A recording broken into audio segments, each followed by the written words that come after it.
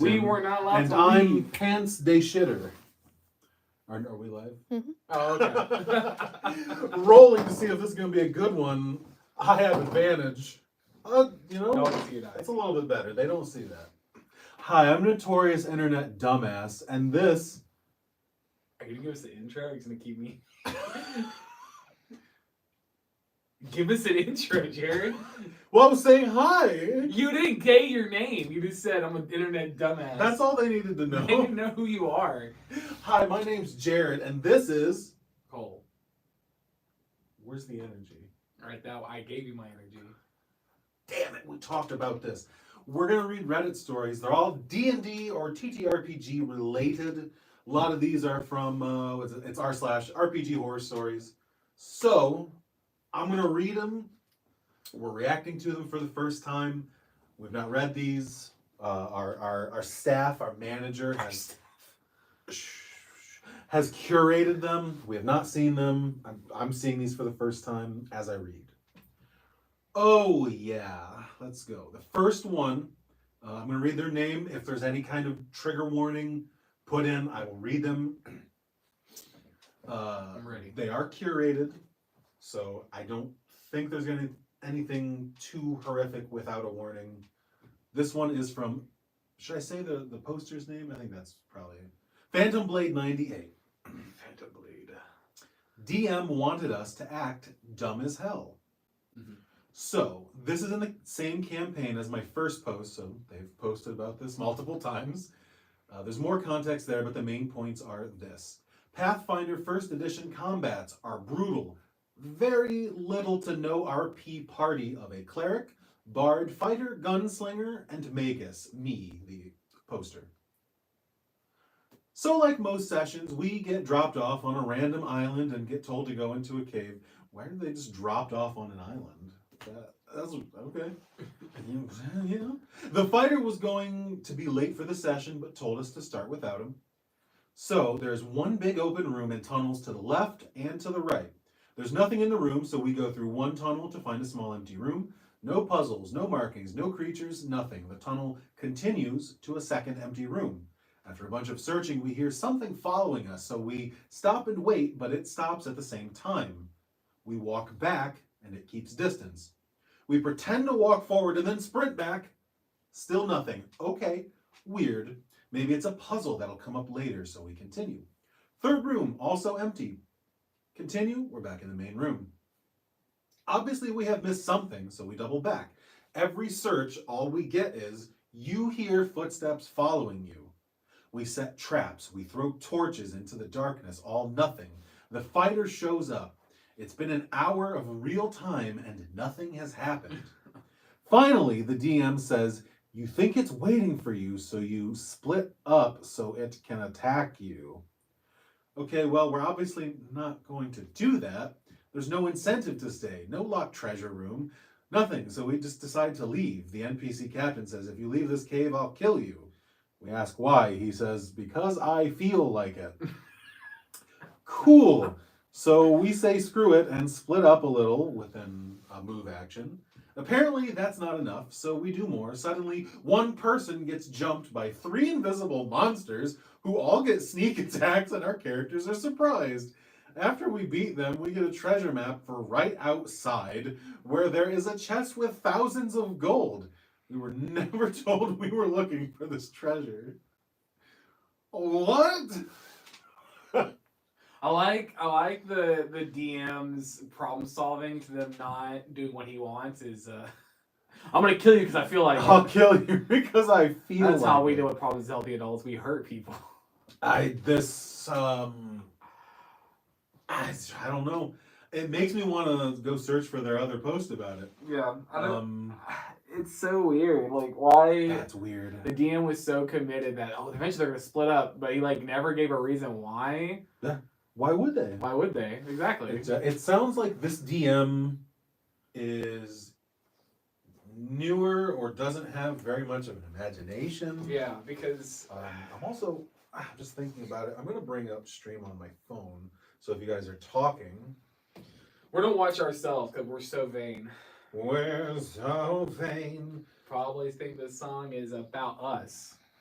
No, but yeah, is. it's it's giving it's giving DM needs to win, and so he's not willing. I'm assuming it's a he, but they are not willing to give up any ground unless it's the exact situation they want. And if the party's not willing to play along, then it's like, well, then I'll just have all the NPCs attack you then. And they probably would be. He probably doesn't have a stat block for him. So they probably some busted stats where they get 30 attacks a turn and insta kills all of them. Yeah, it's super weird. This guy is screaming, just really, really inexperienced or unimaginative. Yeah, I don't see the point. There's and they said little to no RP, so I guess like they just do combat encounters. That's all they do. They just fight things. Yeah. So it's like,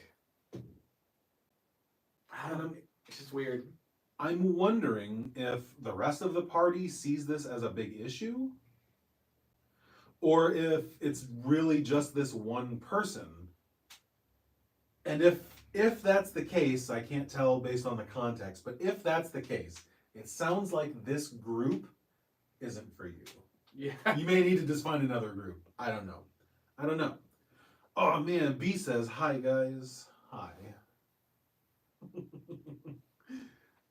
that right there. Oh, Right look, there. it's us. Are you watching the TikTok chat? TikTok chat. I got it. All right, we're gonna go ahead to the next one. Yeah, I think you need to get out of that group. It's not the one for you. Okay. Oh wait, we should read some of the top comments. Ah, shoots! Oh shucks, I closed it off. Let's open it up. Let's read what the top comments are. History. Maybe there's more context. Recently closed. I know how to do this. Okay, there it is. No incentive to stay, no locked treasure room, nothing, so we decide to leave. And the commenter says, okay, well, in that case, this is what I feel like. Collects dice and character sheet and goes home. Yeah. The OP responds, we should have challenged him, but it was the first campaign for all the players. And it was before there was a ton of resources or examples for games. Okay, so this is probably they did this Pathfinder 1, yeah. So this is a few years ago before probably like Critical Role is huge and Dimension 20 and everything. We all just kind of thought it was normal. Yeah, it's not Phantom Blade. I hope you're in some better games now. This guy asks, "You still playing with that DM?" Phantom Blade answers, "No, this was many years ago. Still play with some of the other players though. Good for you. Good for you." Hi, Lettuce Scribe.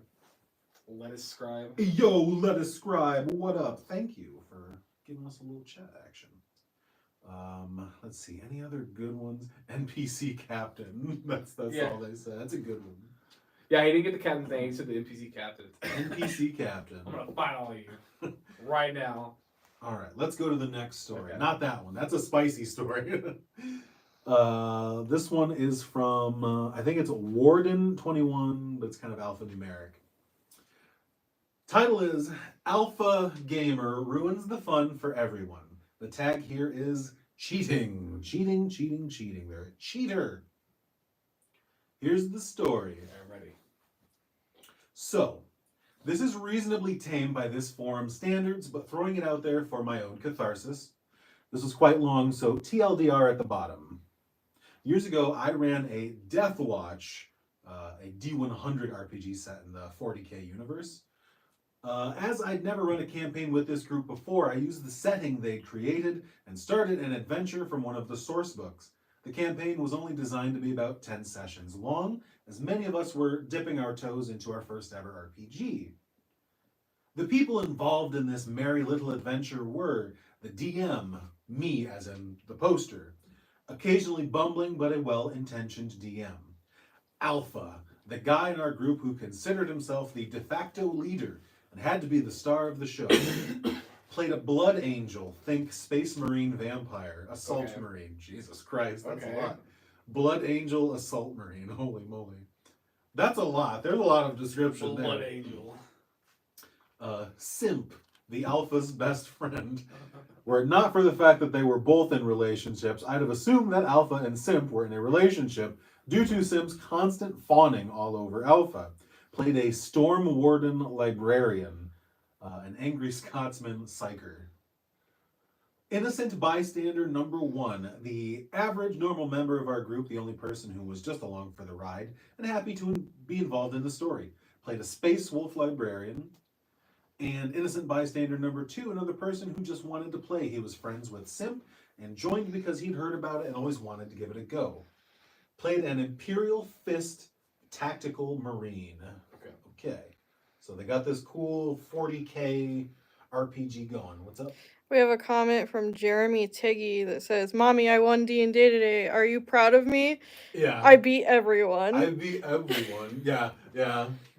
That's. We went into a cave and there was no monsters. There was 100 monsters. I gunned them all down. I won them all. That's gonna be Alpha in this story, and that's gonna be Alpha. Here we go. We got the setting. Now here's the story. Okay, I'm ready. It all seemed to start well. There were epic battles, cunning investigations, and stealthy insertions into enemy bases. However, on or about the 3rd session, I started to notice something. Both Alpha and Simp not only led the interactions with NPCs, but their questioning was a little too perfect. It was almost like they knew not only exactly what to ask, but also exactly what NPC was going to tell them. So I started to get a bit suspicious. I think we all know where this is going. The first thing I did was to introduce a new NPC. To my surprise, not only did Alpha and Simp not lead the engagement, they almost didn't ask any questions at all. I then switched the roles, the information for 2 other NPCs. Cue the visible frustration and anger from both PCs as they realized that something was up. At this point, my suspicions were confirmed. Both players had obtained a copy of the source book and were metagaming. Then I realized that both players were also gearing up for the final battle against the BBEG, tailoring their war gear and skills to take him down hard. So I made a few more tweaks, shifting the faction that the BBEG led, as they had taken a skill that gave rerolls against that specific faction, giving it some toughness bonuses at the expense of its armor. Their weapons chosen traded higher amounts of armor penetration for damage dealt, and I waited. Come the final battle, both of them were floored when I explained the BBEG, and they realized that their skills and weapons were not effective. By contrast, the 2 innocent bystanders who had not min-maxed had a much better time in the fight. At one point, Simp started to complain that this was all wrong, and almost admitted that he had read the book, only to be kicked under the table by Alpha. At the end of the session, the team prevailed and the BBEG was dead. I should have known something was up when Alpha suggested that they still had a few sessions left. This was true. The 2 of them had expedited the RP elements so much that what I had planned for 10 sessions only took 8. Alpha suggested that he DM as I, quote, deserved a chance to play too. I agreed, despite my BS meter tingling. Sure enough, I was right on the money as my PC got pummeled. Melee bad guys would literally run straight past Simp, and the 2 innocent bystanders at me, shooting bad guys, would leave themselves hideously exposed if it meant that they got a shot off at me. Worse still, Alpha wrote the ending so that the team died and the entire universe was doomed, in quotations.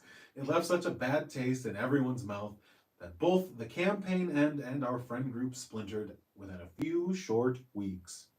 TLDR, while DMing a campaign with friends, 2 of them cheat / metagame by reading the source book. When their attempts to cheat are foiled, one of them chucks a tantrum, takes over DMing, and ruins it for everyone. That's insane behavior. That's your average D&D game. That's your no, I hope not. In case you didn't know, if you're playing, and maybe they honestly didn't know, I don't know, they're all dipping their toes in. If you're playing a game from a source book, that is, you're playing an already crafted adventure, if you're the player and not the DM, you are never to look at the source book for how the story plays out. You're just supposed to play. Maybe Alpha and Simp didn't know that, and they were just trying to be optimal. Maybe. They're probably assholes. I mean, it sounds like the fact the guy wanted to run 2 sessions just to beat up the DM player because he changed things they were expecting. I mean, they didn't want to play though. That's what he mentioned too. They skipped all the RP stuff. They just went straight to every NPC they knew had the information they needed, asked the questions they needed, and then just kept going. And they wouldn't let the other 2 players do anything until finally it was stuff they did not know. And then the 2 players were like, "Hey, cool. Now we get to ask things or go do stuff." So to me, I think this is a man child who probably was like, "Yo, I just want to be big and bad and the best, and I want everyone to say I'm really good. So I'm gonna read what all the basic answers are to the tests and just be the badass." Yeah, these guys suck. There's a universe where maybe you don't know all that stuff. That you're not supposed to look at the source books. It's not this one. These guys are jackasses. No, 100%. Don't be like that. Like, if you want to be the cool guy in the story, you can do that. But just let that build up. No, this is literally what Jeremy was saying. Like, "Oh, Mom, I won D&D." He won. Yeah. I won Warhammer. I beat all the Chaos Gods, and I whittly did a gwitty on the boys. Yeah. He won at 40K, and it's silly. It's very silly. These guys are jerks. Don't be like these guys. It's a smart DM though to be like. But good DM for realizing. It may not be even good. It may have been just so obvious, being like exact, like literally walking up to somebody being like, "We need to know this," and just expecting an answer. So. Who has the chaos gems that fuel the something? It's just like, I don't understand. Like, it just ruins the fun of the game. I don't get it. I'll never get it. That's like playing a video game, like an RPG video game, and like you just get told exactly what's gonna happen, and you don't ever do anything till finally the big boss fight, and then you fight stuff. Right. Like what is actually the point? You've robbed yourself of so much by just doing that. It's crazy. All right. We're gonna scroll down and see if there's any good comments. This guy says, "I would have just called him out. I know it's super hard, but reading the manual is like the worst crime to commit." And OP responds, "These days, yeah, I would. At the time, I was worried about losing friends." Yeah. It's like that. And any of you DMs out there, it's gonna be easier if you just call them out. If they're your friends and they're doing it, then just be gentle about it. It's easy. Here, Cole, you're a metagamer. You read the source book. This is after the session. Okay. Hey, Cole, I couldn't help but notice that you seem to have advanced knowledge of the source book, and I believe that you're cheating in metagaming, and I wish that you would not do that. Get fucked, nerd. Fucking kill it, though. That's how it will go. Country Pagan 2 said hello. Hello, Country Pagan. How are you doing? But yeah. Any other comments? Maybe in a situation, I don't think it was this guy, but maybe in a situation it's like, "Hey, have you read the source book?" And it's like, "Yeah, maybe I played this before. Maybe I did some research. I didn't know if I was gonna DM this or not or something." And it's like, "Oh, hey, well, it kind of feels like you're skipping a lot of stuff because you know the answers. Like, maybe you can let someone else kind of do some questioning and have them figure it out, and then just work on that." But I 100% believe this alpha person is how the DM's portraying them. Yeah. Is that it's like I'm metagaming and I'm gonna win. Yeah, 100%. Here's another comment under that. "First of all, I like your solution for dealing with cheating players. Subtle, effective. They can't call you out about it without revealing what they did unless they're stupid. It's a shame that Alpha was such a pitiful snowflake that he had to use the whole next campaign to get revenge and prop up his ego, but it's not surprising. Yeah. People who would cheat would also go for shallow revenge. I hope you found a better gaming group." To which Warden responded, "Much better gaming group now. The current group has been my best mates for a decade. Wouldn't swap them for a permanent seat at Celebrity D&D or any similar show. Good for you, Warden 21. Excellent. Glad they're doing better." And that's a pretty common thing with the posts on RPG horror stories. is they ultimately, most of these people find a better group later. Yeah, they realize that the group they're with is like, oh, you guys are nightmares. All right. Next story. What do we got? Whoo! All right. The DM turns the party into monsters. DM PC easily kills the entire party. Oh. A story by Mystery Fox 1618. This is tagged with cheating. All right. All right, ready. Jumping in. This was the most bizarre experience I've ever had. It was meant to be a D&D 5e one-shot with homebrew elements, run in person by someone I didn't know too well. I was invited by my friend who was another player. They told me that this DM had been really good in the past. I took their word for it and agreed to join the one-shot. The party consisted of me, a bard, my friend, a cleric, a barbarian and a sorcerer, and of course, the DM. The one-shot started pretty standard with no red flags. The party met in a tavern as a group of strangers who all took the same job from an adventurer's wanted poster. We met with the NPC who assigned the job and were sent on our way. Our party had to travel up this dangerous and spooky mountain to what appeared to be an abandoned manor at the top. Pretty standard first adventure stuff. The DM explained that many rumors described this place as being super haunted and filled with monsters. It was around Halloween in real life, so the spooky theme seemed fun. Halfway up the mountain, the DM describes an encounter with a werewolf. This werewolf was extremely overpowered to the point where a group of level 5 adventurers would stand no chance against it. It was rolling attacks that did upwards of 25 damage per turn. I think the least amount of damage it did was 15. Suffice it to say, my character did not live through the encounter, neither did the sorcerer. The cleric and barbarian were able to flee the combat after the barbarian rendered the wolf prone for 2 turns. Oh boy. The DM asked us to hand over our character sheets and gave us pre-made characters. I was playing an extremely powerful vampire that had abilities and powers I had never heard of. I assumed these things to be the DM's homebrew. An example of one attack I had was called Touch of the Undead, which functions similarly to Burning Hands but with necrotic damage. And I rolled 5d12 for damage. Jeez, it was crazy overpowered. I was confused about why it was like this. The DM explained to me and Sorcerer that our new characters were not yet in contact with the party. Our characters were awaiting the party's arrival in the manor up ahead. I asked if we were meant to team up with the party, and the DM got noticeably irritated with this question, as if it was obvious what we were supposed to do.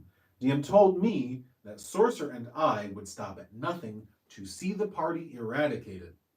Sorcerer mentioned that our characters seemed too strong for Cleric and Barbarian alone. DM told him that there was a reason for it, so we carried on. Cleric and Barbarian finally managed to make it to the manor after barely avoiding and escaping 3 other overpowered monster encounters. They both had extremely low health, and Cleric was almost out of spells. Knocked over my phone. Almost out of spell slots. They tried to find an alternate entrance to the manor, not wanting to use the front door. That was almost obviously a trap, but the DM railroaded them into using the door. As they entered the manor, they encountered Sorcerer and I. We roll for initiative. The battle was over in round 1. The DM handed Cleric and Barbarian new character sheets that were also overpowered monsters. Quote, suddenly a paladin in shining golden armor busts through the front doors. I have come to stop your reign of terror, monsters. You will pay for the innocent lives you have taken. He yells as he points his sword at you threateningly. You all recognize him as the legendary elf paladin, Elwyn Clary, vanquisher of evil and slayer of monsters. Is it possible this is the DMPC? This is the DM. Oh, really? Okay, I could have guessed. Yeah. The DM said this to us with all seriousness. We exchanged looks at each other. I don't think any of us knew how to react. The DM gave us a look that was a mix of irritation and confusion. Aren't you going to attack him? Barbarian rolled to attack, landing a nat 20 plus 7 to hit. It misses. Fucking excuse me? Nat 20s don't miss. In combat, no, they do not. DM said with a smug smile. It misses. We proceed to get our shit absolutely rocked by the DM PC. This paladin was hitting us with unreal amounts of damage and barely taking a single hit from us. I think we were able to hit him twice in total. I'm not sure what the paladin's AC was, but it was insanely high. My monster character had a total of 300-ish health, and I was down in 2 turns. Oh my god. The levels of damage he was dealing made 0 sense. After the paladin killed our entire party, the DM thanked us for coming, asked how we all felt about it. The barbarian was dead honest and told the DM it was ridiculous. It was hardly a game at all. DM and barbarian got into a small argument about it, and all the players, myself included, left shortly after. I never attended a game run by this DM again. My friend Cleric, who invited me, apologized for the way the game went and explained that DM had never done anything like this before. They told me the DM had always run interesting and entertaining one-shots and short campaigns, never once inserted overpowered DM PCs. Cleric did say the DM had NPC characters that were clearly based on the DM's past campaigns, but they had supposedly never been problematic and served more as a shout-out to past campaigns. Cleric participated in one other one-shot run by the DM after this, and they told me they had to leave early because the DM was inserting overpowered enemies, and the Cleric didn't want to stick around for the eventual DM PC boss fight. Oh man. Jeremy Tiggy said, red flag. Yeah, huge red flag, Jeremy. Huge. That's like I think that it's fine if DMs want to have a cool DM PC. It's a trope that I like. I do it, not like this. Not like this. I think it's fine. Like, you want to make your cool guy, and you know, maybe every now and then you show up and help the party, not murder all of them. Because the DM, like the DM killed all of them first time with monsters, gave them new characters they had no agency over, and then killed them again. Trying to figure out when the listing for the one shot, the DM said they had to all suck him off at the very end. Yeah, I mean, that's the only way it could have been better for the DM.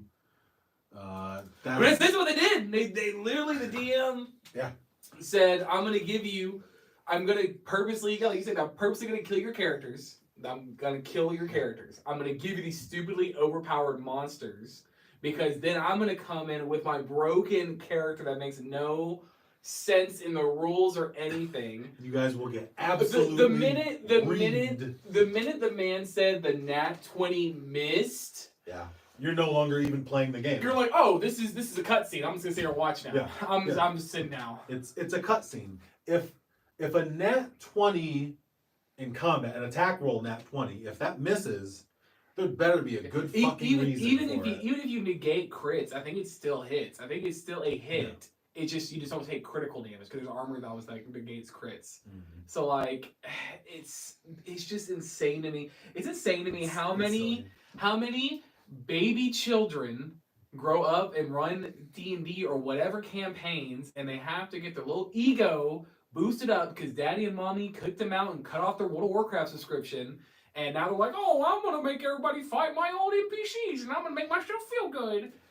My characters are the coolest. Grow the fuck up. Yeah, it's crazy. Grow up. Let's go ahead and let's look for some good comments. But it's so common too. This happens all the time. It's super common. So I'm sorry if I'm saying it wrong. Uther, they said, show me on the mini where the DM touched you. Right. Yeah. Good comments here under the story. I love the part where the player rolls a crit and the attack still misses, to which the OP responded, I know, right? Barbarian seemed pretty frustrated by it, understandably. Yeah. Mm-hmm.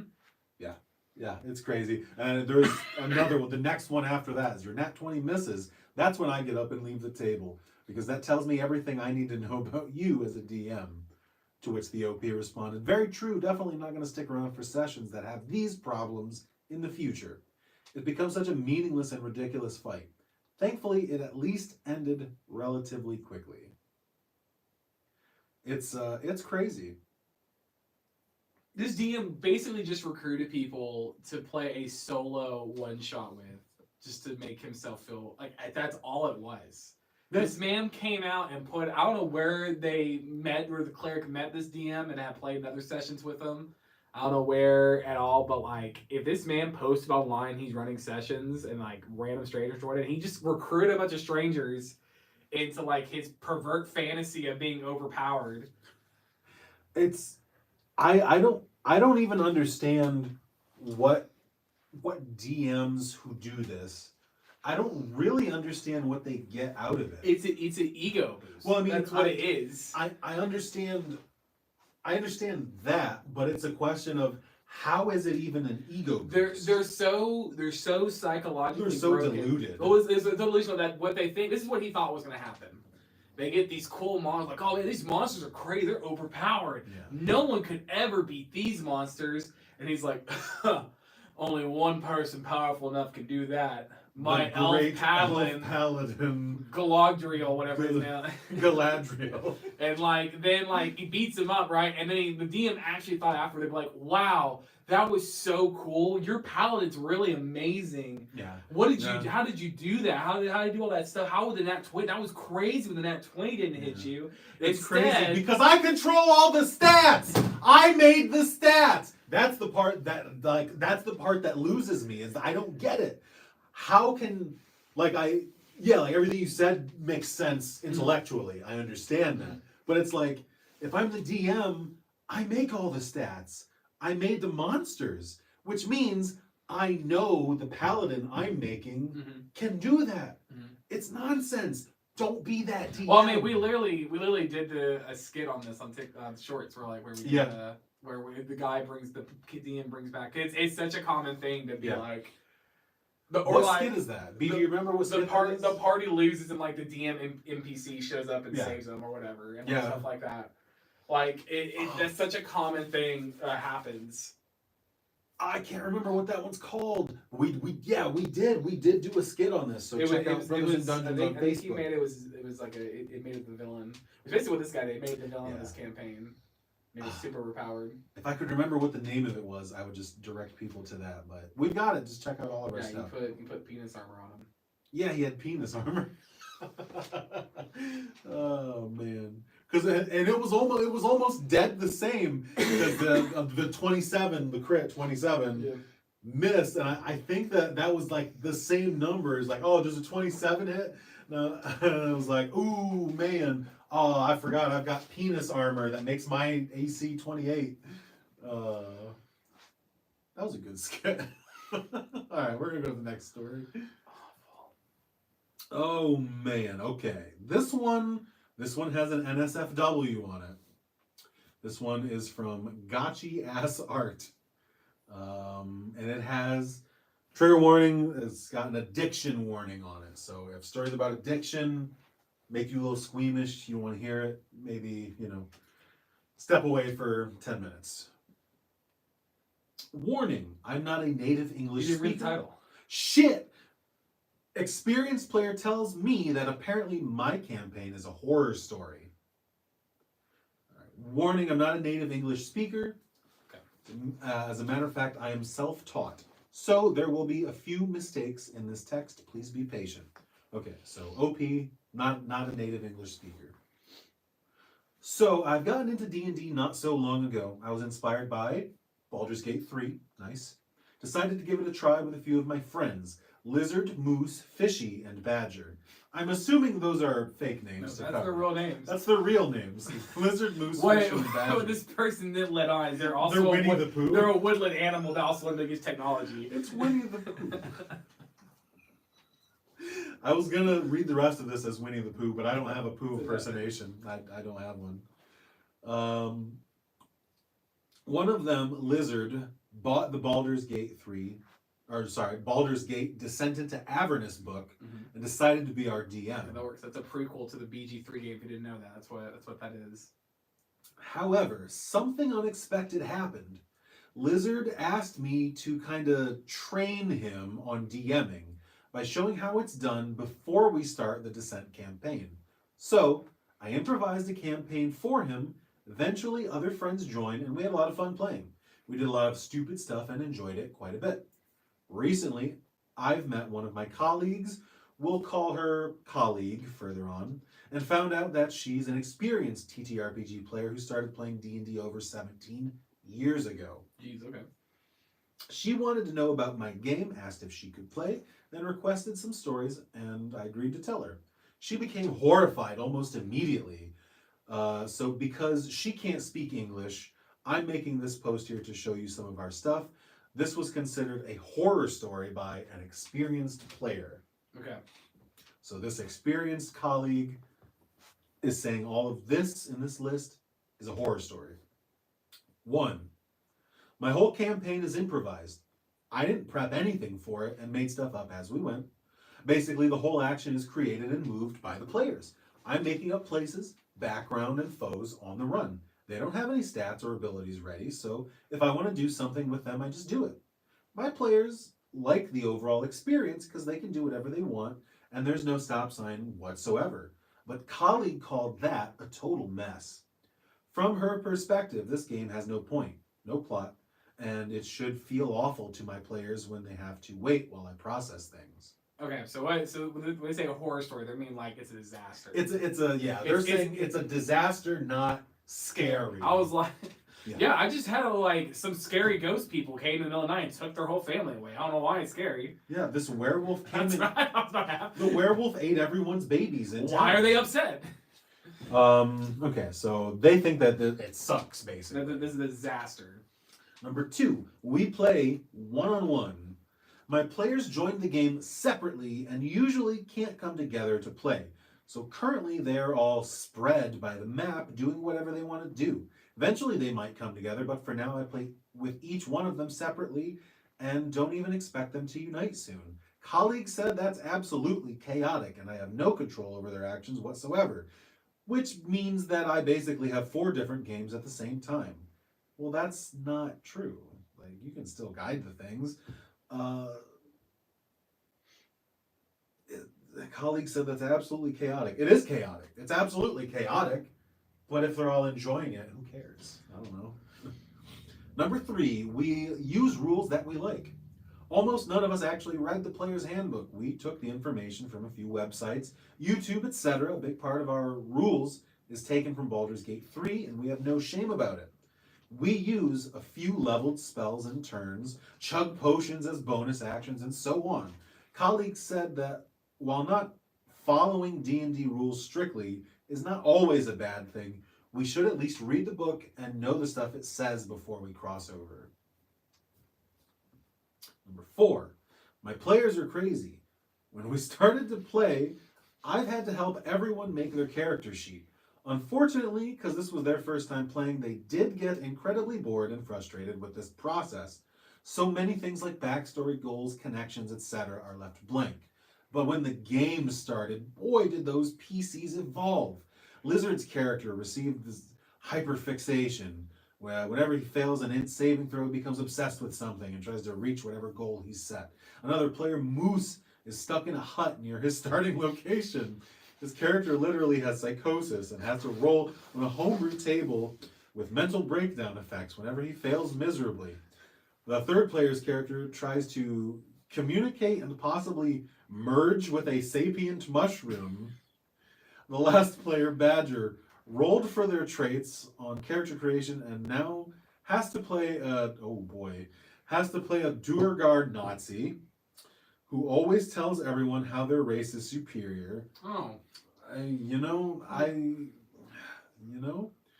That's a choice. Unfortunately, colleague thinks that I let this bunch of weirdos do too much and they transform the game into a circus, which leads to chaos and gives bad habits to new players. They might be onto something there. You know, I was like, oh, that's fine. Then the last one, I was like, okay, well, okay, now that person, which animal is doing that? I think that's Badger. That's Badger. You know Badger what? is the Durgar. You know monster. what? We do talk a lot how the honey badger don't give a fuck. So maybe The honey badger. maybe it's gone into the badger's head, and maybe they've heard in the wilds, and now they're kind of like, It's something. All right, and then the last part, number 5, is the largest block here. I let nasty stuff happen. Lizard's character wanted to loot dog corpses. He described exactly how he skins them, looks into their stomachs, etc. I let him do that and reward him for doing so because I thought it was cool. His backstory is connected to hunting. Okay, well, it's a little weird if you describe it a little too much. It's yeah like I was like, yeah, this colleague is an asshole, and as we went down, I'm like, okay, well, hold on, now maybe. Like if your character's a hunt, like Njorn in The Last Legend, Yeah. we have a D&D live play show. Njorn was originally called Njorn the Hunter. It was his title, and he's very much a hunter, and he hunts and skins animals. That's the thing he does. I'm not gonna sit there and describe how I skin them. I think it then depends look into on the contents of their stomach. Yeah, it's gonna depend on how is he actually hunting? Like, why is he hunting dogs? Is he hunting dogs because he's trying to survive, or is this a psychopath? Dogs. Yeah, is he like hunting down actual like people's pets and murdering them and like looking in their like? That's There's a cool and thematic way to there's do a it. line here I'm starting to see that I think this person is starting to already step over with their group. I'm like, All right, there's more. There's more. We're not done yet. It's still a big block. Now he has a cursed monkey head talisman on his neck, which makes nearby monkeys aggressive toward him. Why does he keep wearing it? He also made it into his spellcasting focus, so it's not going to disappear soon. Moose randomly got a trait with fear of water and eventually had to cross the river. I made him roll acrobatics. He failed, had to swim and then roll on his psychosis table. Moose liked this whole thing since his traits were actually doing something to him and let him roleplay his character's despair. Mm-hmm. Fishy caught a fish, fried it with a firebolt. That's not how firebolt works, but okay. Eventually, her character felt some kind of stomach ache and had to roll a con saving throw. Unfortunately, at that moment, I had to leave the table for a minute, and when I came back, I discovered that Fishy rolled a nat 1, and Lizard actually took the DMing for that moment. I thought they weren't together, though. I guess this session, yeah, they said they were. They said they weren't together. They may never. This is feeling this story's made up, right?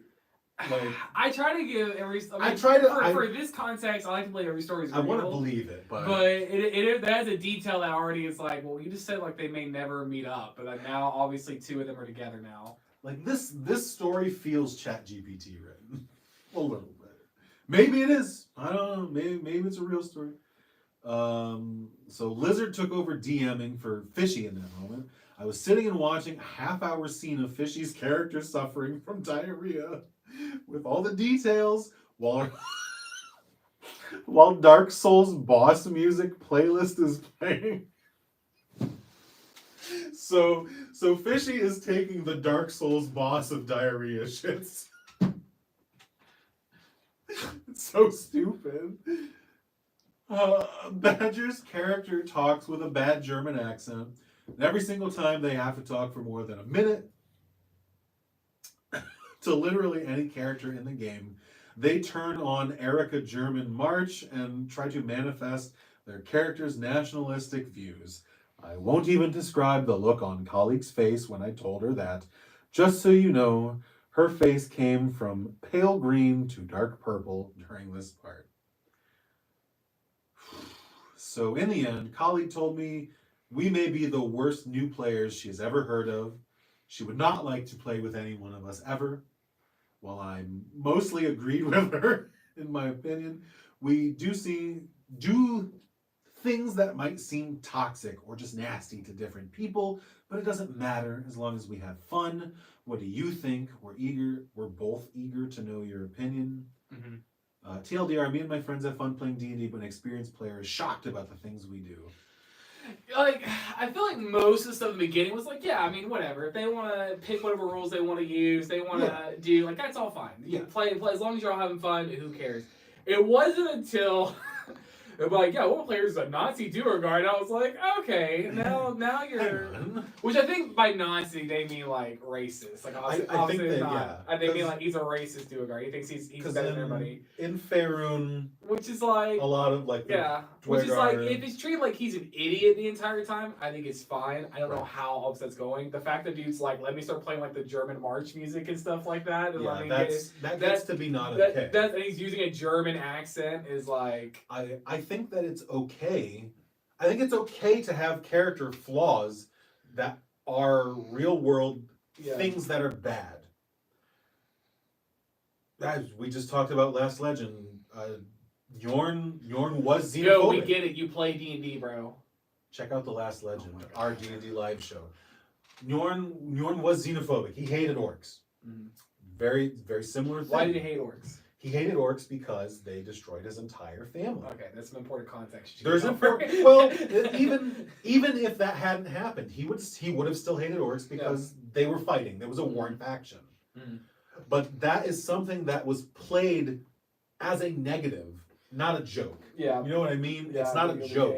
It was a thing that he had to overcome. B looks like she's got comments or. Jeremy Tiggy said, does not play well with others outside of the other kids that also don't play well with others. Right.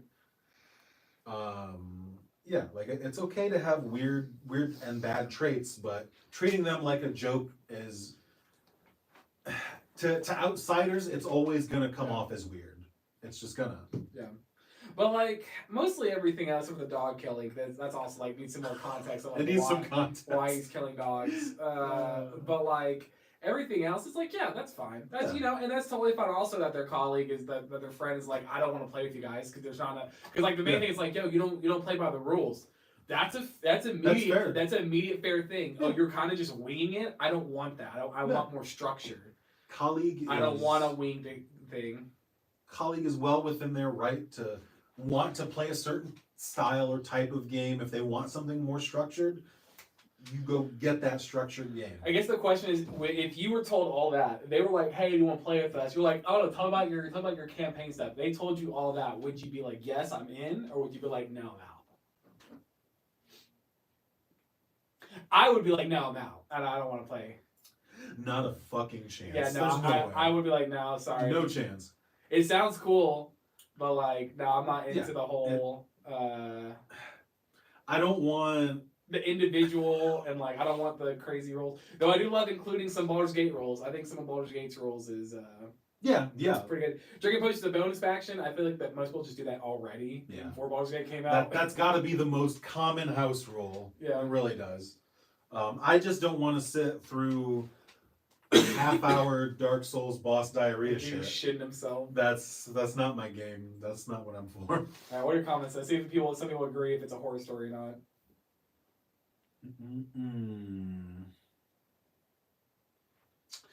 This guy says, everyone's having fun with a social activity that your colleague wouldn't enjoy. It's completely not a problem. I wouldn't want to play the game you've described either, but that doesn't have any bearing at all on your guys' fun. 100%. The guy responded to that one. The game, as described, isn't D&D, but it's a great theater of the mind experience nonetheless. I have multiple TTRPGs. They are all very different, but still TTRPGs. I think I'd feel like it is a horror story if I was invited to a game of D&D, and this is what I got. But if I was invited to a pen and paper RPG and got this, I'd have fun. That said, a lot of people who don't have a ton of gaming experience tend to associate D&D as a catch-all term for TTRPGs. Yeah. Which is true. Not every TTRPG is D&D. They're not. There's so many more. So many. Yeah, it looks like most of the comments are in the same vein. You're a bunch of weirdos in the most endearing way. Yeah. That's what my mother always told me. You're a freak. Wouldn't call what you guys are doing plain D&D, but it's a TTRPG. Yeah. Yeah, that's the vein of most of these comments. Yeah, they're doing some things, and to outsiders like the regular Nazi stuff, it's not for me to be played off as a joke. But if you're having fun and it's ultimately harmless and you don't mean anything by it, you guys have your fun. Colleague is well within their right not to play. Yeah. But I wouldn't say that it's a horror story. It's its own chaotic, weird RPG. Let's see. I think Would we not got play. time. Would not play though. I think we got time for one more. Oh boy. Maybe do we want to end on a spiciest one or maybe a lighthearted one? Because that one's a little extra spicy. It's got a trigger warning here. Look at that. We should leave that for the middle. Maybe of the next maybe one. for the next time. Yeah, put it in the middle. This one that says long. How long? Let's see. Oh, let's do it. Fuck it. All right. This is from Rakanti D&D P2E. For cunty. Tentacles and furries TPK'd my entire party. All right, I'm in. I'm locked in. I'm Locked. here. I'm paying attention. Got the Tentacles tag and along. furry. It all led up to this. Okay. Oh, hang on. Cinematic. Bum, bum. Put a Dark Souls music. Put on the Dark Souls diarrhea music. It had all led up to this. 4 mortals against a god. The day before, I had woken up in a cell with 3 strangers. A couple of halflings, a druid, and a rogue. They were checking each other's wounds to make sure they were all right. Half-elf paladin with sunken eyes. No equipment, no spellcasting focus or spellbook for my human wizard. And no, this is kind of an intense voice for a human wizard. Yeah. He sounds like this. No recollection on how we ended up there. When we eventually escaped our cell, we found that our captors were wolvers, humanoids with wolf heads. Their behavior and social structure was similar to that of fantasy orcs. Their strength was in their number. They dined on other humanoid flesh, and none of them was the sharpest tool in the shed. After finding our equipment and freeing other prisoners, we realized our situation had not improved. The prison was on an island, surrounded by a stormy sea. However, there were no available ships on our side of the island. The other was brimming with hundreds and hundreds of wolvers. Many of the captives were kids, non-combatants. We couldn't drive them into a reckless, pointless, and suicidal charge, even if we wanted to. It became clear that we had been brought to the island to complete a ritual for the wolvers. Their god had been chained by the 4 guardians, against which the wolf humanoids were powerless. If we wanted to save ourselves and the other prisoners, we had to defeat the guardians that were capable to hold an evil and chaotic deity. We were level 5. We were level 5. That sent me. We were level 5. Woo! I'm in character. We were level 5. But we weren't ready to surrender yet. Once we freed the wolf god, we vowed to destroy him once and for all, or die trying. The battles against the Guardians were surprisingly easy. The rogue enjoyed the help of my owl familiar to always apply sneak attacks. Our paladin picked up the longsword that allowed him to deal 3d6 additional necrotic damage every time he hit with it. God damn, that's a good sword. Take that home. The druid used his wildfire spirit and scorching ray to burn everything in his path, while also the occasional healing word when things got dire. I had built my abjuration wizard to survive a couple of hits by starting with a level of artificer, while also debuffing our enemies with phantasmal force and web. However, all was not well. Our paladin was having visions of his deity, an eldritch abomination from outer space. Why are you praying to that guy? He started to be able to use fleshy tentacles to strike his enemies in combat. But when he did, he entered a frenzied state where he regarded everyone as his foe. Me and the halflings debated attacking him to put him down, but his strength was needed in the final battle against an evil deity. Also, PvP is rarely fun in D&D, even when everyone's in on it from the start. This was not the case.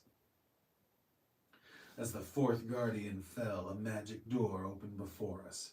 We looked at each other, an improbable group of adventurers, woefully unprepared to fight a god. But that had learned to trust each other's strength, cover for each other's weakness. Our resources were not depleted. We were able to finish a long rest right before the final confrontation. The rogue, the druid, the paladin, the wizard, the DMPC elven cleric, which rarely used her spells in combat, was essentially an underpowered fighter, crossed the threshold to the wolf god's den.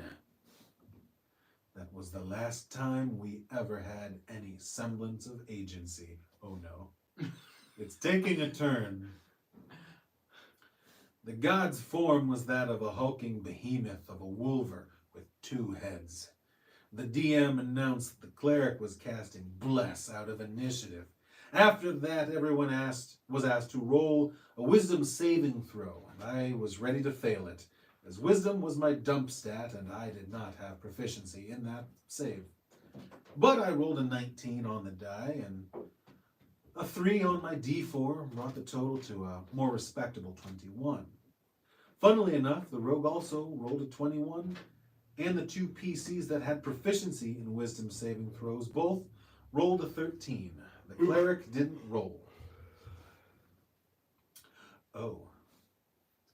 Quote, the wolf god takes his enormous axe and effortlessly splits the druid in half, from head to toe. We were stunned. Why was that the consequence of a failed wisdom saving throw? Why did only the druid die and the paladin was fine? Why weren't we in initiative yet? The druid player was not happy and started to pick up his things to leave. Me and the rogue declared our intent to fight. However, the paladin was suddenly behind us with his tentacles around our throat. No rules necessary. The DM asked the paladin what our fate was to be, and the paladin, after realizing we wanted to fight, choked the life out of us. Then the DM and paladin started to discuss how the wolf god would become his next deity and the terms of their contract. 10 minutes of one-on-one roleplay, while the other 3 members of the party are unsure of what to do. Is this the end of the session? Are we going to have an afterlife scene? Are we going to be resurrected to do the wolf god's bidding? Was the DMPC cleric going to save us? Then the DM declared the session was over. He was excited, satisfied, and utterly incapable of reading the room. The paladin was quiet and refused to meet our accusing eyes. How was the game, guys? The druid was the one to answer. Next time, just write a fucking book. Wow. Wow. What do you think about that, Cole? That's unbelievable. That's insane. It's what I'm talking about. It happens so often. It happens so often. These DMs, these people think, oh, I'm gonna tell this amazing story. What they want to do, like the Druid said, they just want to tell a story. They have an idea of what their story is going to be and how it's going to happen. And they don't understand they're playing a game where there's other sentient people playing this game, making their own choices with their own wants and aspirations in that game. And then they're like, they take it away from them, they do what they want, and they're like, that was pretty good, right? That was pretty great. You like the part where you were stupid and I was really cool? I like that part. Remember when you didn't have any choice and I split your druid in half? You didn't have a chance. You made a wisdom saving throw, but it was an axe dodge. It was an axe. I was thinking if you were stupid or not. Dodge. I'm so stupid. Dumbass. No wisdom. Now the paladin's my homie.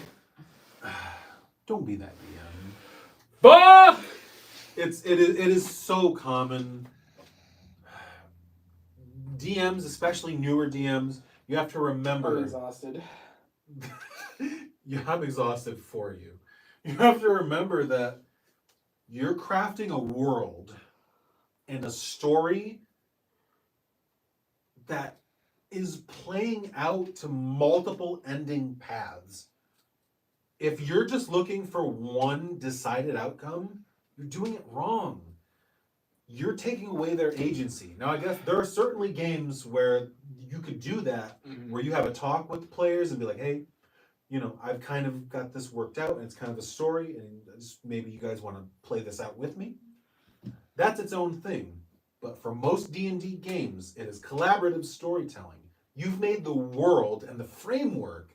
The players are determining how the story plays out. This takes everything away. I will mention it a lot. Player agency. If you take away a player and a character's agency, their freedom to live out through a situation, then you're disrespecting the spirit of most games. The druid was exactly right. Next time, just write a fucking book. Just write a book. It sounds like a cool story. But Yeah, they've got the title for it. Party TPK by Tentacles and Furries. by tentacles and furries. Tentacle furry story. Yeah, it's just don't be that guy. Just don't. It's so annoying. Let's see. Let's go down to these comments here. This guy asked, what happened afterwards in the following session? Maybe it was some sort of mandatory death, like, you can have some, like, demon souls and stuff. I would not excuse the TPK, but it would make it less worse. OP responded, there was no following session. It was a one-shot in a homebrew world. We were under the impression that our actions would be meaningful, but the DM only wanted an audience for a theatrical reenactment of one of his world's events. Doesn't make it better, in a way. No one was too attached to their character. Oh, that makes sense. So this guy basically has his own homebrew world. Yeah. Where this is something that probably happened in the past that maybe it's like whatever's happening. So he's like, oh, well, this guy has to be free and he can't be stopped. Yeah. So The paladin, I need you to play a paladin. When you play a paladin, this is gonna be your new god. Or whatever. This is how... Which also, paladins are clerics, everybody. Paladins don't make oaths to gods. Yeah, not in 5th edition. Paladins make oaths to, like, an ideal.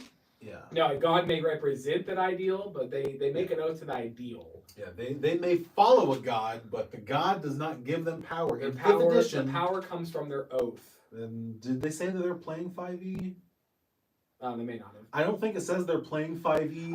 I hate because that's because they did that so paladins have a different identity from warlocks and from clerics, because clerics worship a god and warlocks make a deal with beings that give them power. Well, and that's the thing here is at the end of it, they're saying that the paladin and the wolf god are coming up with the terms of their contract. So you're not a paladin. You're a warlock. Yeah. You're a warlock. Paladins, which is fine. Yeah. Warlocks are great. Paladins' power comes from belief in their oath. Yeah. And adhering to that oath. To their vow. The strength of their vow is what gives them their power. Paladins get their power the same way that I can't remember the character's name. The protagonist from Gurren Lagann. I've never seen it. It's all about belief. If you believe in yourself, you can do it. That's basically paladin. That's a paladin. Yeah. It's here's the 3, right? Cleric. On high. On high. Give me powers. Thank you. Here's the warlock. Hey, give me powers and I'll help you. Cool. Looking in the mirror. Hey, give me powers. That's it. Yeah, it's an anime. That's some animation. You gotta believe in the heart of the cards. Believe in the heart of the paladin cards. Yeah.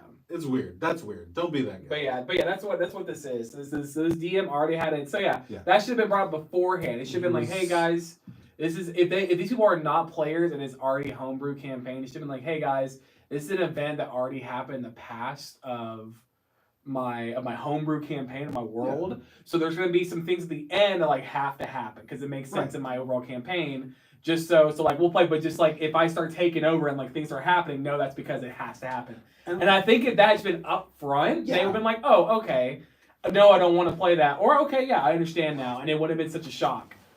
Because obviously from the get-go, the DM was like, you were going to die. None of you were all going to die, and this is just so I can have a reason why my dude was released. All you had to say at the very start is this has a predetermined outcome. Yeah. This is, ancient history, predetermined outcome. That's it. But this most of these stories are just kind of weird DMs. Usually how it is. The one was weird players too, but when you boil it down, usually your DM is weird or there's a player in the party that's really weird. Either way, thank you for joining us today. We're gonna make sure we do more of this kind of Reddit story stuff. It's pretty fun. Make sure that you check us out everywhere, wherever you're watching us.